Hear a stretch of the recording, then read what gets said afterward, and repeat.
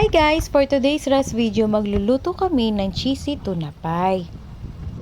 Hiwain lang natin ng pagganito yung mga gilid ng tinapay. Tapos yan, buksan na rin natin yung lata ng tuna.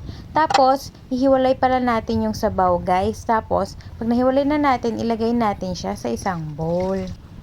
Sinama ko pala sa tuna yung hiniwa kong tinapay, dagdag palaman din siya guys. Tapos, lagyan din natin ng sibuyas at isang sachet ng mayonnaise. Tapos maglagay tayo ng konting asin, tapos halu-haluin natin siya. Mag-scramble din tayo ng 2 pirasong itlog. Tapos maglagay din tayo ng breadcrumbs sa plato. Ayan, ready na yung ingredients natin. Tara, gawa na tayo ng tuna pie. Una, naglagay muna ako ng tuna sa tinapay, tapos naglagay ako ng cheese. Tapos, pitpitin lang natin siya ng tinidor. Tapos yan, okay na yan. Mamaya isawsaw na natin siya sa itlog. Ayan guys, ulitin lang natin yung procedure sa mga susunod pang tinapay.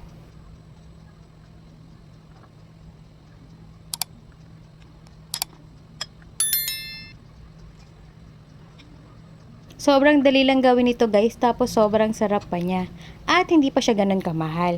Kasi isang kandang ng tuna, marami ka nang magagawang tinapay. Siguradong mabubusog ang buong pamilya.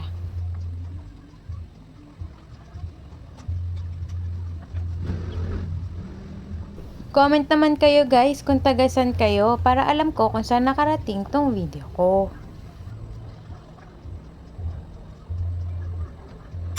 After natin magawa yung mga tinapay guys, isawsaw na natin siya sa itlog, tapos sa breadcrumbs. Ayan, ready na siyang lutuin. Sa mainit na kawali guys, maglagay tayo ng mantika. Kailangan marami yung mantika para medyo lubog siya ng konti. Sobrang hina lang dapat nung apoy guys kasi madali lang tong masunog. Antayin lang natin siya mag golden brown. Kapag ganyan na yung kulay niya, okay na yan, luto na yan. Comment naman kayo guys kung tagasan kayo para alam ko kung saan nakarating tong video ko. Ayan, luto na ang ating cheesy tuna pie. Ready to serve na.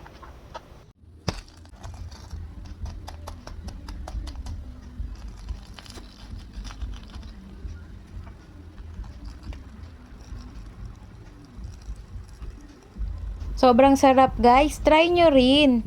Yun lang, thank you for watching. Follow for more videos. Bye bye!